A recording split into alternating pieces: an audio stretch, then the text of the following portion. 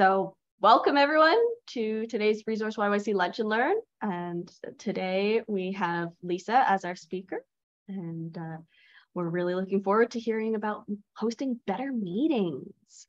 So Lisa, I'm really looking forward to what we've already, we've had a few discussions before this, but hope everyone can learn a little bit more. And in case anybody listening isn't aware, Resource YYC is a co-working space in downtown Calgary where we have available dedicated desks, office spaces, drop-in offices. So if you ever need a place, come check us out. Over to you, Lisa. Thanks, Rosemary. So really what today's about, it's not going to be rocket science. This is about the fundamentals, and it's about paying attention to the fundamentals.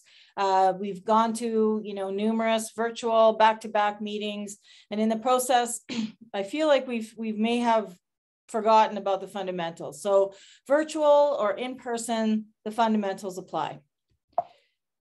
All right, now it's not going to forward. Let's try this way. There we go. Just a little about me. I've been in the comms business for about 20 years, communications. I am a facilitator, professional facilitator, team building, strategic planning, visioning, action planning, all of those great things. I'm also a practicing change management professional. I've curated and delivered my own workshops, and I do some speaking on change and culture and even the reinvention and aging powerfully and all those nice things, since I'm trying to age powerfully. So how we'll work together today, it's a small group. So I have included some times for questions, but because it's a small group, I can probably address questions and comments along the way. But depending on how many we get, we might save them for that 2-minute window. Rosemary is going to help me out, monitor the chat. Cameras on, it's always nice to see people. Make sure your technology is working, make sure you don't have distractions. And this is self-care. This is a relaxed, little workshop. So you need to grab a glass of water, you need to stretch, stand up, do whatever it is you need to do to fully focus. So we're going to talk a little bit about preparing with intention. I'm going to give you some cornerstones of executing successfully, and the key things you need to think about when you're finishing and closing a meeting, and then talk a little bit about you as a leader in a meeting. So whether it's you leading, you as being a positional leader and leading a meeting, or you're coaching other positional leaders, just some practical tips to think through. So just in the chat, the question is, just answer yes or no. I host or attend more meetings than ever before. Don't press enter yet. Just put a yes or a no, and don't enter yet.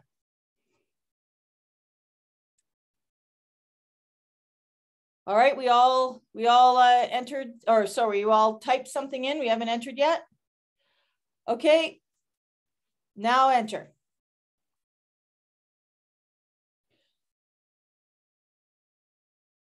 All yeses.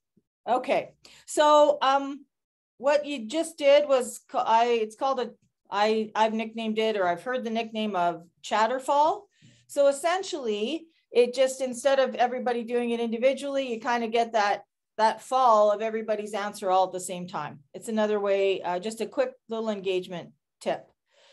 But what I want to say here is volume does not equal effectiveness. You may actually have become better or more practiced at hosting ineffective meetings. So don't confuse volume with, oh, now I'm really great at it. And a lot of leaders have done that. Oh, I've been doing a bunch of them, so now I'm really great at it. But if they've been doing them ineffectively, they're just doing more frequently, ineffectively. So just feel free to shout out. Why should we bother improving our meetings? What's the big deal? Who cares if it's an ineffective meeting? Why should we bother? To respect the other people's time. So people don't say right afterwards, couldn't that have been an email?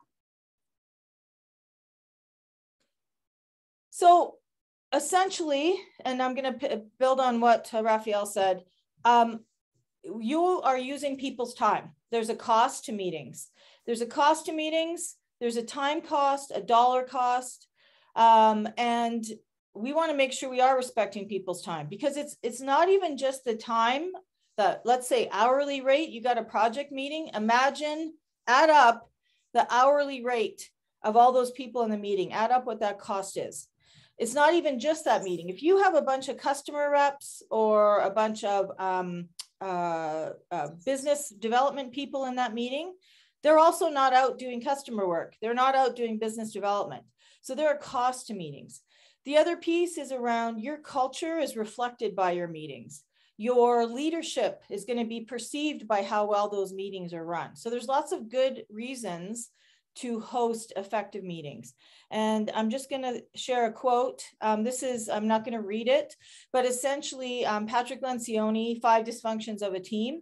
Basically, he says when he's going to invest in a company, he doesn't even, the balance sheet is less important than going to an executive meeting and seeing how they're run and seeing how effective they are.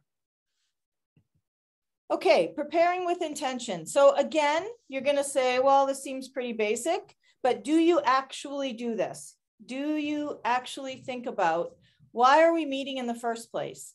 Because if it's a 2-minute status update, I would question why you're meeting at all and why you couldn't have done that through an email or through another way. Hi, Laurel. And so you really need to think about, why are we meeting? Why are we bringing all these people in and costing the company all this money? What's our purpose? What are we trying to do? Who should be there? You know, we get into this habit of just saying, well, I always invite Bill, so Bill should come. But Bill is sitting there going, I don't know why I'm here. Like, I have nothing to do with the purpose of this meeting. So you got to think about who should be there. How will decisions be made? Are they going to be made by the group in the meeting, or are they going to be made, or is the group providing input for someone a more senior outside the meeting to make the decision? There's a big difference in how you plan a meeting and what you say to the group if that's how decisions are being made. How much time do we have? Overstuffing agendas, very bad habit. We do this all the time. We've got an hour and we stuff 5 hours worth of work in. Who might, and if you know what, if it's a big meeting, a retreat, high stakes, I do recommend you hire a professional facilitator. But if you don't, you want to think about, maybe there's some others who I need to engage to even plan this meeting. And of course, what's the format? Is it virtual? Is it in person? Is it a dreaded hybrid meeting? Hybrid meetings are very hard, but you know, there's lots of those happening now too. So as part of that purpose, so let's say our purpose is to assess the pros and cons of a decision. Well, what outcomes do we want? So when you think about this, think a little bit about the products that you want produced by the group. So at the end of the meeting, do you want a list of pros and cons? Do you want an action plan? Do you want a new process map? Do you want a list of ideas? What is it that you want the group to have produced by the end of the meeting? That will help you think about outcomes. It will also help you think about action. Because if you're getting the group to sit around and just give a status update, that's really not action. You're investing time and money. What action do you want the group to do? And you can think about both tangible and intangible outcomes. So tangible outcomes are those that are task-oriented, i.e. list of pros and cons, an action plan, those sorts of things, where intangible are more the experiential side. Well, I want the group to feel more like a team when we're done. I want this project, I want these project people on this project to feel a sense of urgency and be ready to get out there and get this done, right? So think about it in both those ways. Put some thought to the participants. Who needs to be there and why? Because everybody doesn't need to be at every meeting. I think we've started to do that with all these virtual meetings. It drives me a little bonkers, but it's sort of like, oh, well, just keep lumping. Oh yeah, we'll add them, without really thinking about, well, why do they need to be there? Why do they need to be there? Are they an influencer? Do they have some decision-making power and we need the decision maker in the room? Do they have some influence with the other participants? the other people in the room, and we need that? Are they a subject matter expert and we really need their expertise at this meeting for people to have a robust conversation? What's their interest in the outcome? Are we expecting them to take some kind of action after the meeting? Those are all good reasons to have someone there. And sometimes you might want to ask yourself, well, what's the consequence of not having so-and-so there? So maybe there's a significant consequence of not having someone there and you believe, you know what, they need to be there because this is important to the purpose and to the outcome. Then the other thing you want to think about participants, not only who needs to be there and why, but what do we know about them? So is there new people in the room? That's going to impact how you design the meeting. It's going to impact your agenda.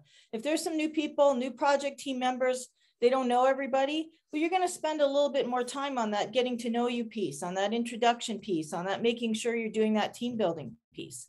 Is this a series of meetings? It's people know each other. We've been working together. We have these meetings every week. Great. You don't need, maybe, you don't need to do as much of that community building piece at the front. So these are the things you need to think about in advance. And, when we talk about preparation, I'll give you a little rule of thumb. A rule of thumb is about 1.5 to 2 times the length of the meeting is your prep time. You've got an hour meeting. You probably want to spend about 1.5 hours preparing for it. And I know that a lot of people will say, oh, are you kidding me? I can't spend that kind of time. I got back to back. I got too many meetings. Even if you give yourself 25 minutes, say I'm blocking 30 minutes, 25 minutes to think through this meeting, you will actually impress those people there that you've done some kind of prep work, thinking about process, thinking about participants, that you've done that kind of work. So in terms of some simple techniques, you know what, we can spend, this is a quick hour or less here. So we can spend a lot of time talking about in detail, a World Cafe and a ORID conversation and a carousel walk and all those kinds of things. But we don't have that kind of time. So I'm just going to give you some things to think about to incorporate into your techniques. So we can do breakouts. We know how to do that now virtually or in person. Individual reflection. Really important. There are what we call, in every meeting, you're going to have reflective and spontaneous thinkers.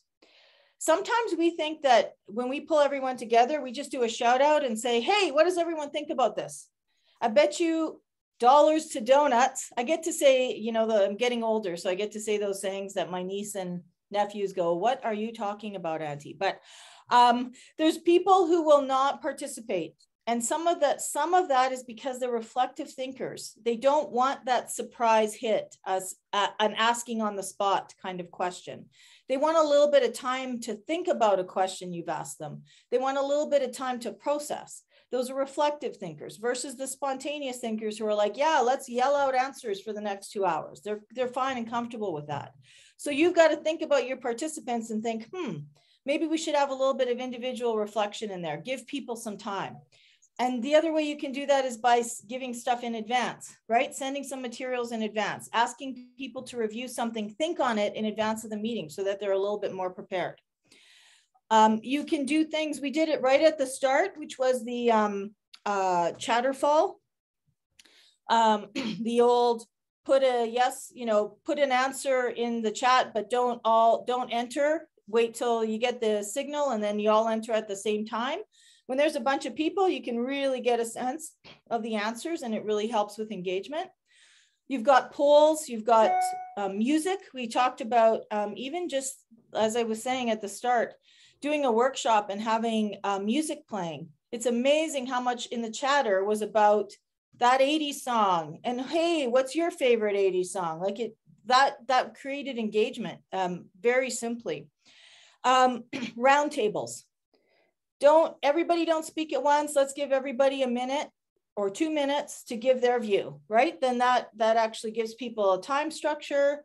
If you've got someone who's dominating a meeting, it's hard to do that if everybody's getting a chance to speak and maybe that dominating person is the person who speaks last, right? It's those kinds of things. So these are just some easy things to think about in terms of engagement. You know, one more I'll give you virtually is even when you ask for comments, and let's say you don't hear from everyone, you can say, can everybody put a check mark in the chat or raise their hand or whatever if they're ready to move on to the next item, right? So then it kind of forces everybody to, okay, yeah, I'm ready, right? Or, oh, wait a minute, I'm not ready. Now I'm going to join in and engage.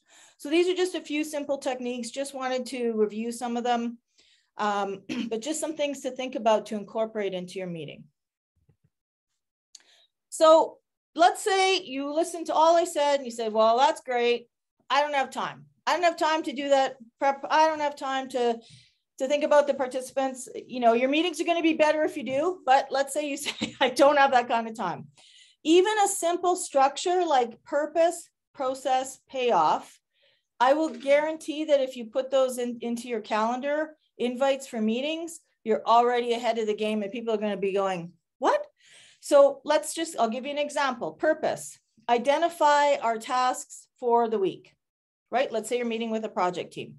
Process, we're going to do a roundtable and a virtual or an in-person whiteboard. Payoff, we'll have a shared understanding of who's doing what this week, right? It's that simple. All you've done is provide a little bit of structure to an ongoing conversation. And trust me, you'll be a hero, even if you just do something as simple as this. Does that make sense to people? Yeah. Good tip. All right. We're going to move into executing successfully and some of the cornerstones of that. And I think I even have a couple of videos in there of me, of course, because you're not seeing enough of me quite yet. You need to also see a video of me. Any kind of questions or comments at this point? Was this helpful? Even just rethinking about those fundamentals, thinking about purpose, thinking about participants, thinking about some easy ways to engage people? Feel free to talk out loud, put it in chat. Rosemary's looking at the chat for me.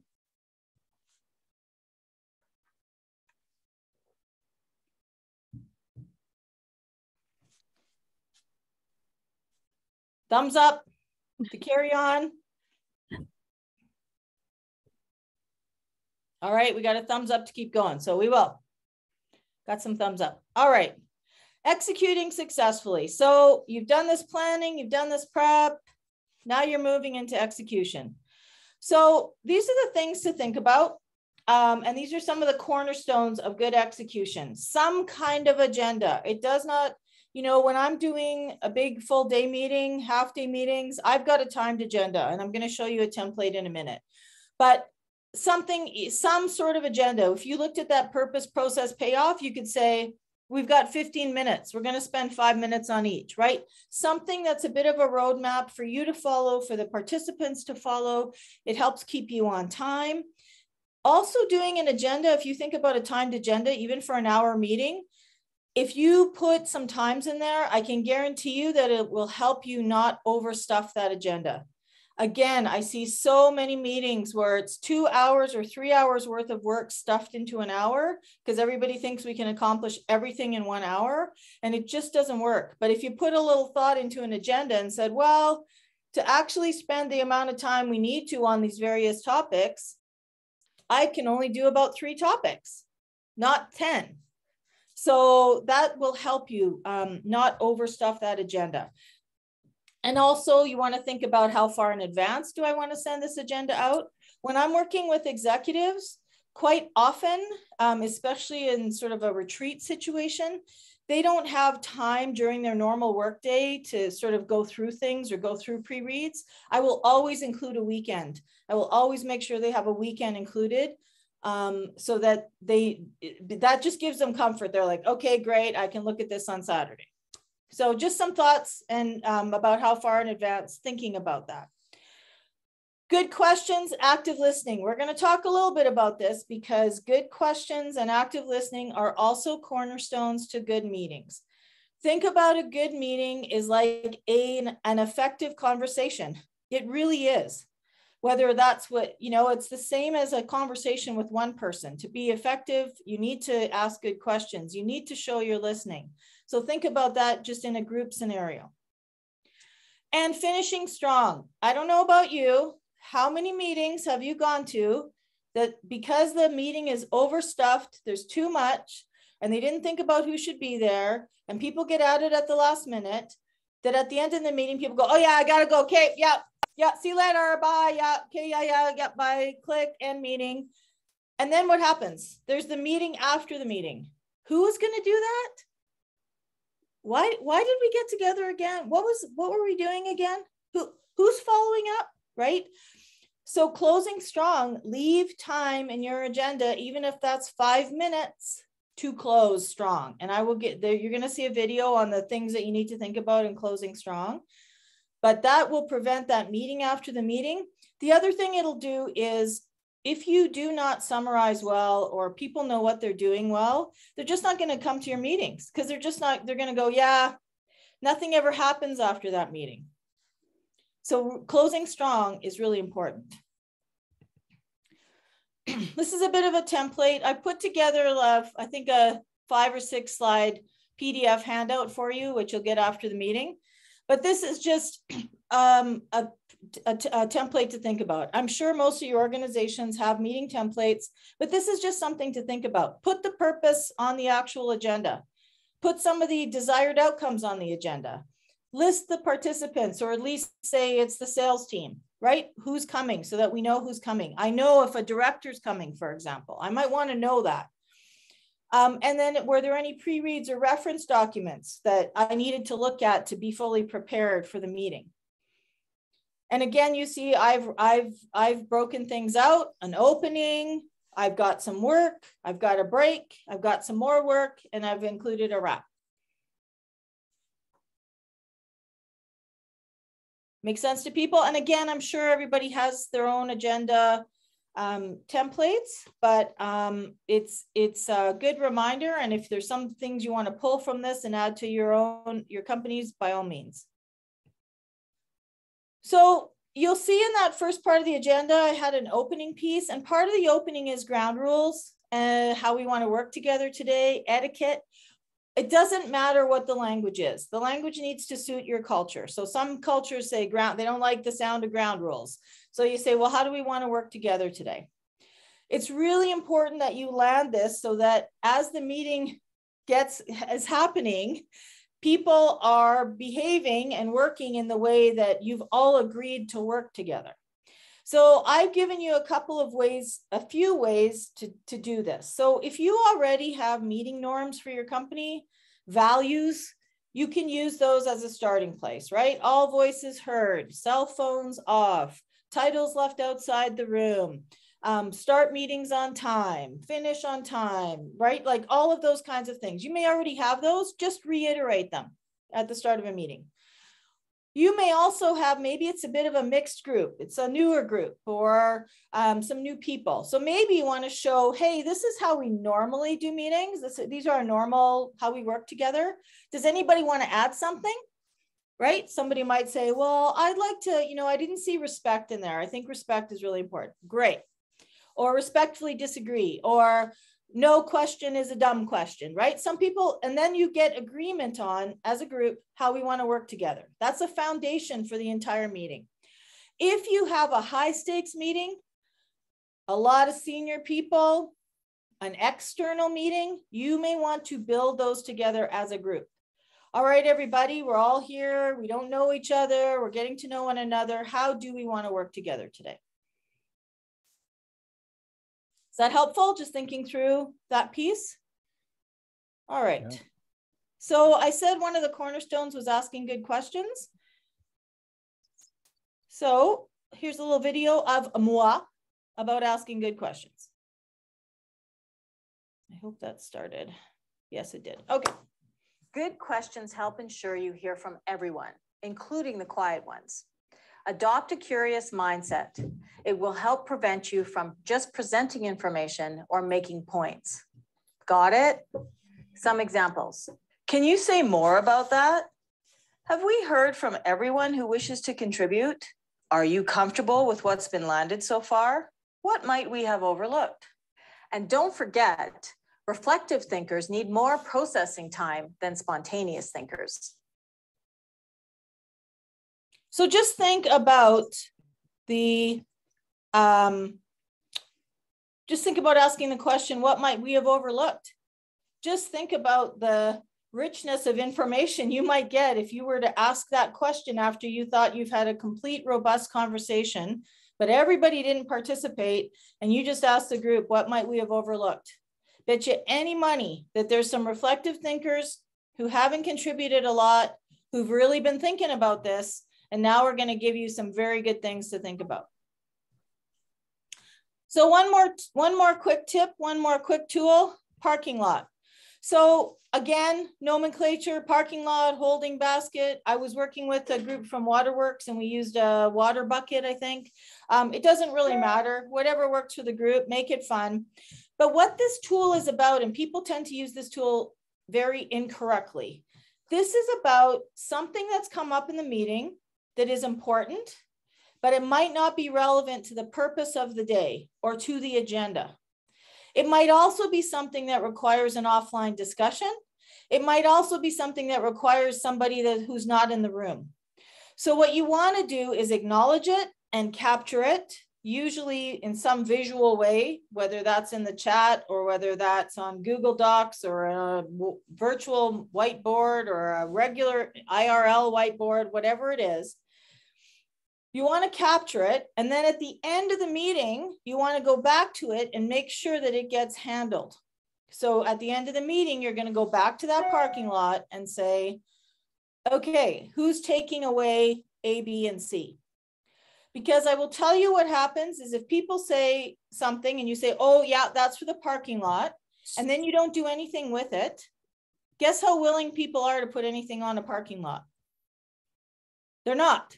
Because it's not going to be handled. So now I'm going to keep pushing my point, even if it's not relevant to the meeting, even if it's not relevant to the topic, because I don't trust that you're actually going to take it away and have it followed up because you just put it up there and you didn't do anything with it. Does that make sense?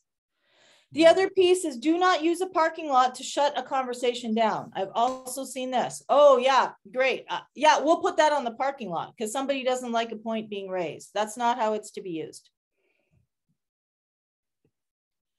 A little bit about conflict. There's whole courses about managing conflict, but I just challenge you to try and keep an open mindset and adopt a positive mindset. Usually conflict, it's not meant personally. It usually suggests that there is some sort of lack of understanding, or you've assumed agreement when there wasn't agreement. So then you're getting some pushback. It usually represents legitimate concerns. So I'm not going to say a lot here because there's, like I said, there's whole day courses on, conflict resolution, but really if you can be sensitive, adopt a positive mindset, try to get to the root of what's underneath that conflict, because maybe someone's pushing back because you have said oh yeah, we all agree, but there wasn't agreement. So try and understand that person's perspective, move them and then get them into the conversation. And then once they agree, that conflict is gone. Or once they've had their chance to say their opposition, that conflict is gone. Does that make sense? Any questions before we move into closing? We're going to talk about closing strong, and then I'm going to give you a few pragmatic tips for you as a positional leader or you advising other positional leaders around meetings. I can take a sip of water while I wait.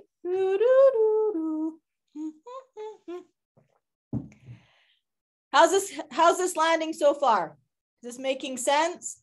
I know it's not rocket science, but it's just a real reiteration of some of the fundamentals that I think we've started to forget because we're just so busy going from virtual meeting to virtual meeting. Lisa, I wouldn't mind asking a question if there's time.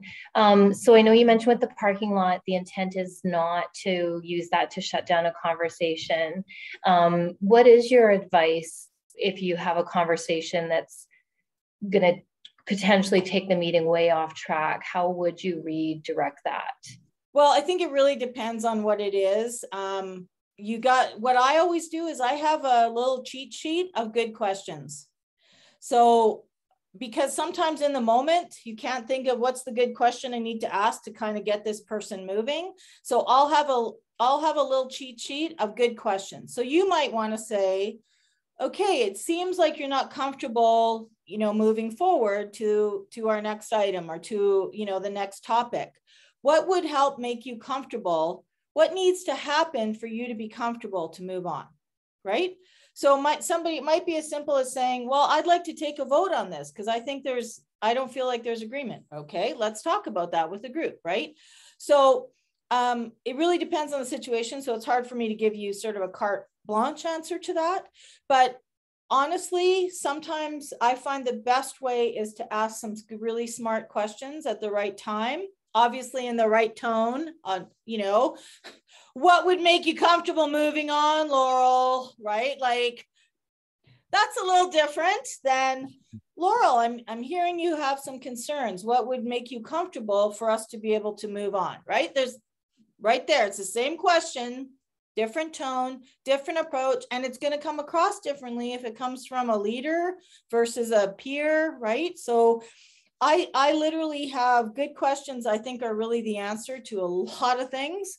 So I will have a cheat sheet of ones that I know really work well. Even a tell me more about that sometimes. Sometimes you don't want that because they're already telling you more than you want to know, but just having that little cheat sheet is very helpful. It gives you a bit of confidence that, okay, I'm pulling out, because sometimes you got to ask you're trying to get at the same point, but you got to ask 6 or 7 questions before, you know, it's actually resonating. The person's actually responding. Does that help? Yeah, no, that's great advice. I love that idea of a cheat sheet of questions to help redirect or, yeah, thank you. Yeah. And sometimes you might even say, what does everyone else think about that? Right. And then you're actually getting the whole group's going, oh, actually, that's a good point. Can we talk about that some more? Right. Then you get a sense of where other people are at with that as well. Because sometimes it feels like that person who raises the issue gets kind of beat up because they're raising something that the rest of the group, and maybe they have knowledge, maybe they're a subject matter expert and they've got some really good knowledge that the rest of the group doesn't have. So they don't understand why that's an issue. Make sense? Anybody else? You're going to get another video of me. I know you are super excited. So we're going to talk about finishing strong. So again, if you think about yourself as a leader or a leader that you work with, and every single meeting that's rushed at the end, and there's never a summary, and there's never an acknowledgement, and no one ever knows what they're supposed to do after the meeting. What's your perception of that leader's effectiveness? Going down the tubes. So finishing strong is really quite important. And like I said, even if you say, hey, henceforth, we're making sure there's at least 5 minutes to wrap in every meeting. Okay. So yes, another treat, another video from moi.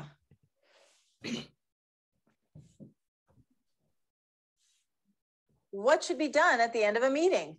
Acknowledge the work done and thank people. Their time is valuable. Remember the meter. Sum up the work accomplished. Ask the group to help. What did we achieve today? Co-create the follow-up actions. Who is stewarding the items in the parking lot? What actions have surfaced as a result of our work today? Who's taking what away? When will it get done? Evaluate. What worked? What didn't? What would we change? And don't forget about communicating. Who's accountable to summarize the results and share them with everyone at the meeting?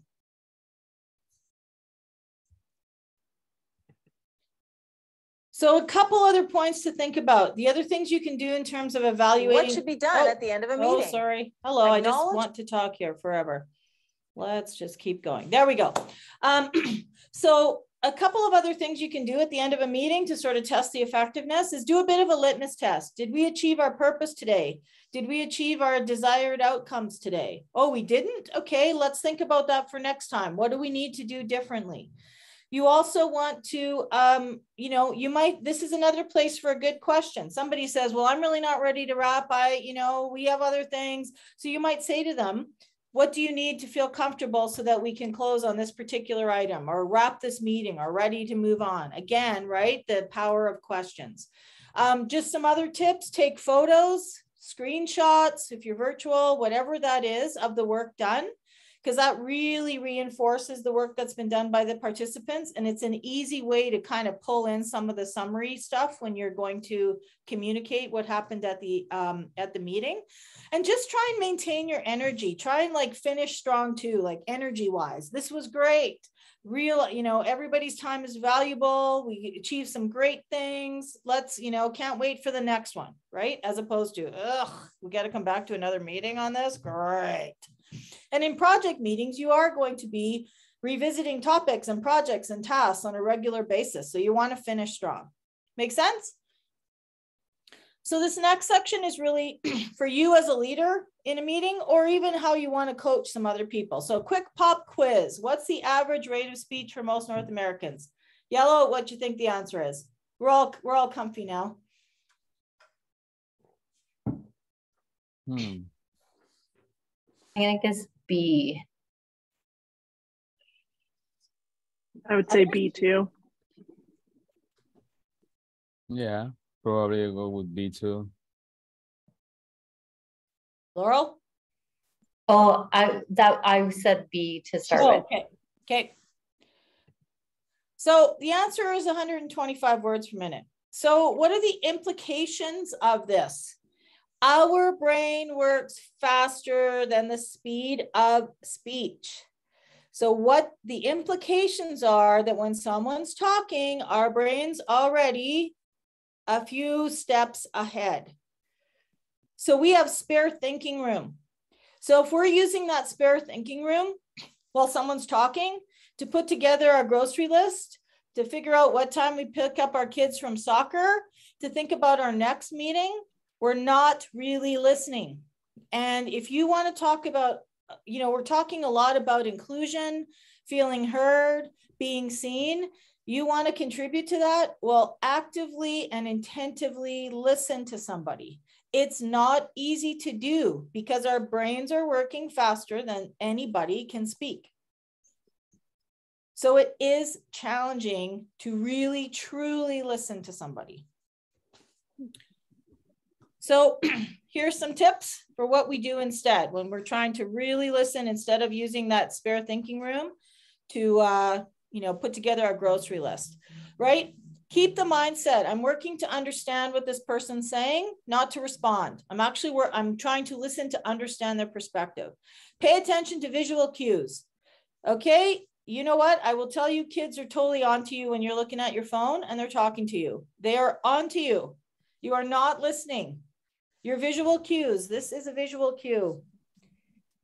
Do you feel like I'm really care about anything any of you are saying right now? Like, it's a cue and we're all doing it. All of us are doing it. Adopt the body language that shows you're listening. Try not to think about your response. Let the person finish their kind of major point. Let them wrap, right? Like it is hard. Active listening is hard, but it's probably one of the most powerful tools for you as a leader, for you in coaching your leaders. Does that make sense to people? Very much. So a few just kind of practical tips for you as a leader in meetings, or whether you're coaching your other leaders to be leaders in meetings. Clarify your role. There's nothing more uncomfortable than a director or a VP being in a meeting and nobody said why they're there, what they're doing there. That's super uncomfortable for people. The rest of the participants are like, I don't know. Should I say anything or do I just wait for them to talk? Clarify your role. You're the senior person in that meeting or you're hosting that meeting. You're going to clarify your role. I'm here as an equal participant. I'm here to make a decision on X. I'm here to hear what all of you have to say about this recent decision we've made so that I can improve it. Clarify your role in the meeting. That will also help to create that psychological safety where people feel they can be candid, where they feel they can be open without repercussions, where they feel they can ask questions, where they feel they can challenge. And with that, watch your own reactions to challenges and questions. Because if you shut people down, you've set the tone No one else is going to know. There's going to be very few other brave people, probably unless you're a consultant and go, too bad, I get paid to challenge you, so I am. But most other people are not going to challenge. If you as a leader or your leader keep shutting people down, they react strongly to questions or challenges, it's going to shut everyone down. Again, listen actively, ask good questions. Think about how you're showing up. Positional leaders play a really important role in setting the tone for that meeting. Role model what you want to see from others. And I know this seems, well, of course, but how many times do you see this done wrong? How many times do you see this done ineffectively? How many times do you see a leader react really strongly in a meeting to a question or a challenge? So it's easy to say, harder to do. That helpful for sort of thinking about you as a leader or when you're coaching other leaders? Really, at the end of the day, people feel their work is meaningful when they have the ability to contribute in whatever way that looks like for them. So keep that at the top of your brain when you're in meetings. People want to contribute. They really do. So this is a little individual reflection time, and I think we've got a couple times. So maybe just take 2 minutes. Just take a couple minutes. Jot down, what is my company already doing really good in terms of what the meeting practices we've talked about? And what are some things that maybe we could do better? Just take a couple minutes. You can turn off your cameras if you want while you're doing your individual thinking time. That's another little engagement trick. Cameras off, individual thinking time, cameras on when I'm contributing. A real simple one.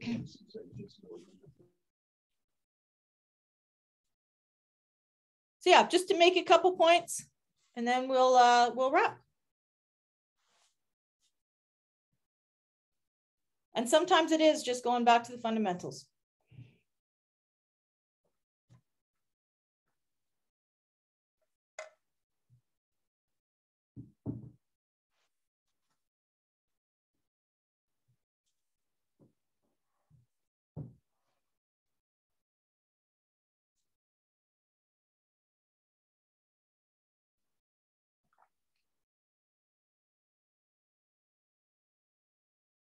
Okay.